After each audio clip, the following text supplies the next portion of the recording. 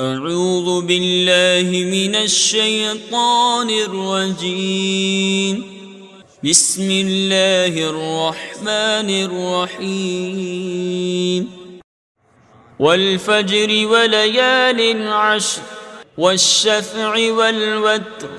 والليل إذا يسر هل في ذلك قسم لذي حجر ألم تر كيف فعل ربك بعاد إرم ذات العماد التي لم يخلق مثلها في البلاد وثمود الذين جابوا الصخر بالواد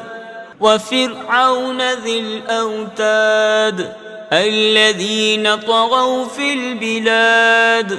فأكثروا فيها الفساد فصب عليهم ربك سوط عذاب إن ربك لبالمرصاد فأما الإنسان إذا ما ابتلاه ربه فأكرمه ونعمه فيقول ربي أكرمن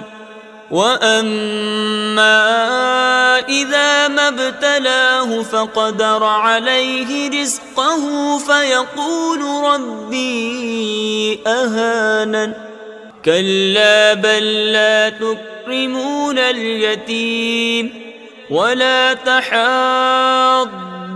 على طعام المسكين وتأكلون التراث أكلا لما وتحبون المال حبا جما كلا إذا دكت الأرض دكا دكا وجاء ربك والملك صفا صفا وجيء يومئذ بجهنم يومئذ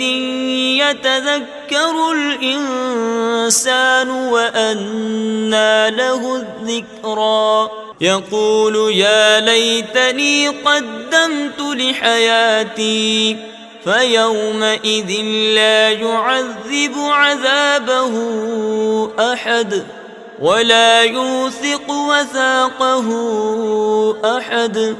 يا أيتها النفس المطمئنة ارجعي إلى ربك راضية مرضية فادخلي في عبادي وادخلي جنتي صدق الله العظيم.